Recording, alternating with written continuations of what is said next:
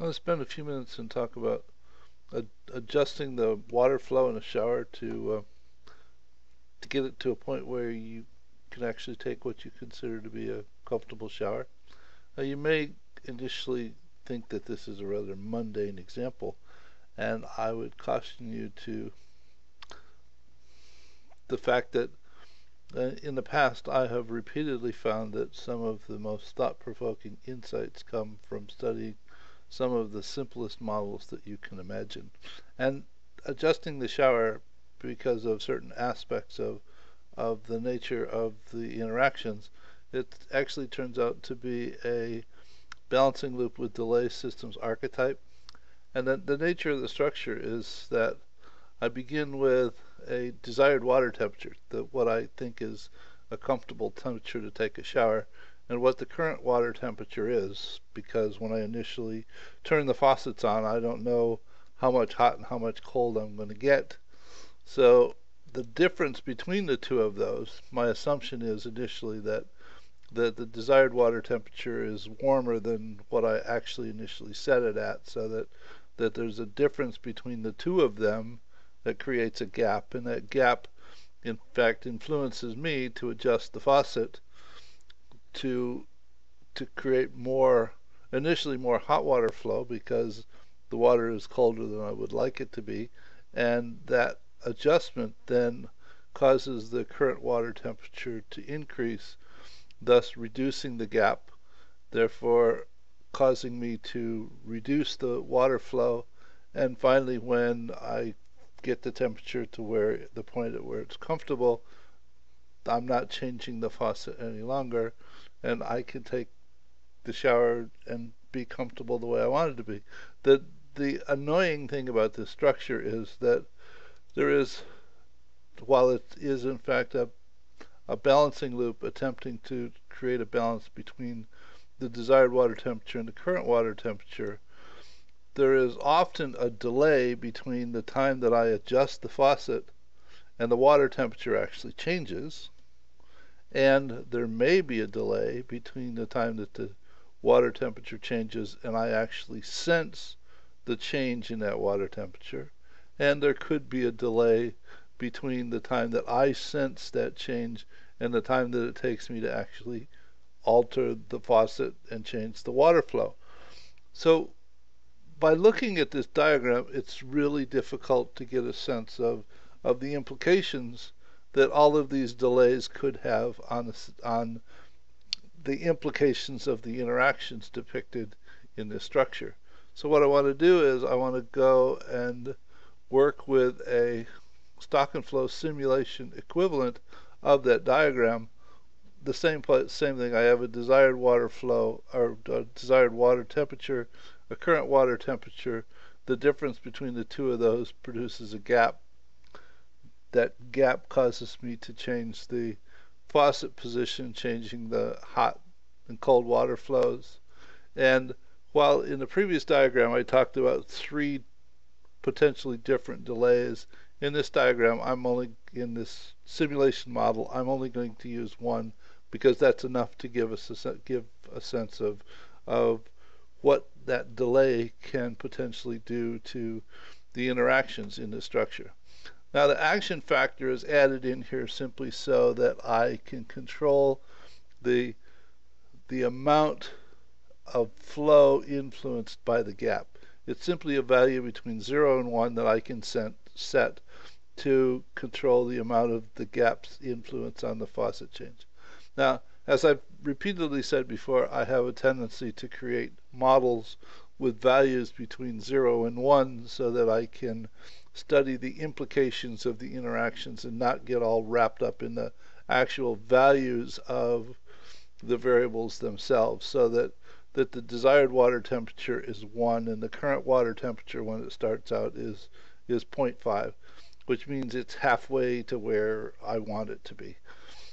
And so I'm initially going to run this with no delay, and what happens is that this red line is the desired water temperature. The current water temperature, which starts out at 0.5 because that's what I set it at. And as the simulation runs, the flow, which initially starts out adding more hot water to raise the temperature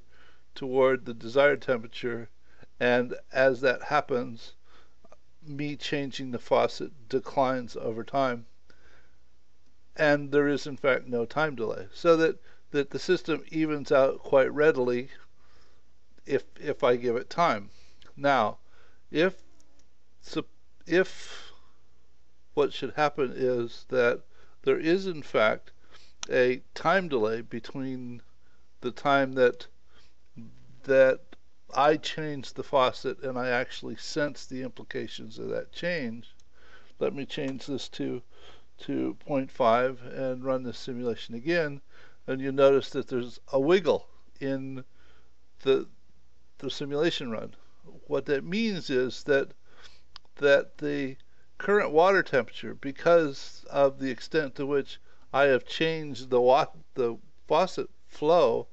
has actually become warmer than I wanted it to, and therefore I had to go ahead and turn it in the opposite direction so that it would in fact become cooler, but in a very short period of time it did in fact stabilize. If the delay in this structure was even longer, you'll see that it begins to oscillate even more, because I go ahead and I change something, but I don't know the implications of the change that I made, and therefore I overcompensate, or I adjust more than I should, because I don't have a feedback on the implications of my actions. And once I find out the implications of my actions, well, then I have to compensate back in the other direction, so that it simply creates what's called a damped oscillation, but finally stabilizes because I adjust less and less and finally get it to a point where it should be. Now, if this was in fact a rather significant delay in the time to sense the changes, this gives you an example that it would in fact never stabilize. I'd be playing with it back and forth, and I'd never get it to where I wanted it, because the time delay would be long enough so that I would continually be confused about where it was that I was supposed to set the hot and cold water flows to get the temperature that I wanted. And this is just sort of a continuing, ongoing oscillation. The situation can in fact even get worse, so that this represents a case where the system is actually out of control. I'm extremely overcompensating, either too much hot, too little hot, too much hot, too little hot, and it gets worse and worse as time goes on. Now, the changes that you have seen in the last several diagrams have been created simply by changing the delay, the time it takes to sense the implications of my actions, and I'm overcompensating for those actions. An interesting thing is that if I in fact change this action factor so that I decrease the implication of the action, so that I'm not overreacting. If I change this to 0.9 and run this model, you'll see that the oscillation decreases somewhat. If I make it 0.75, I'm sorry, this is the I'm changing the wrong one. Let me make this back to 0.5 where it was supposed to be, and this is, come on, 0.5,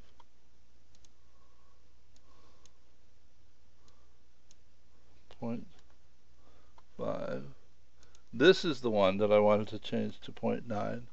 the action factor, and run the model. Now you can see that the oscillation diminishes. I'll make it 0.75,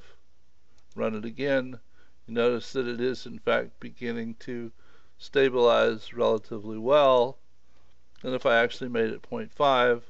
notice that it is quickly dampening out the way that it was before. And what it's saying is, by simply not overreacting, even though the delays in the system are the same as they were before, but I'm not overreacting to the delays, so that the system will in fact stabilize. It is in fact taking a period of time for it to do that, but it's no longer out of control. And this is another example of simply saying that patience is a virtue. If you're working with a structure that you understand has delays in it, the two ways of dealing with it are to figure out how to take the delays out of the system, or to in fact stop overreacting, figuring out what's appropriate for the way things are going to be, as opposed to the way that you think they are at the moment, because you know that they are in fact changing. So hope you found this of interest, and I'll see you in the next video. Bye.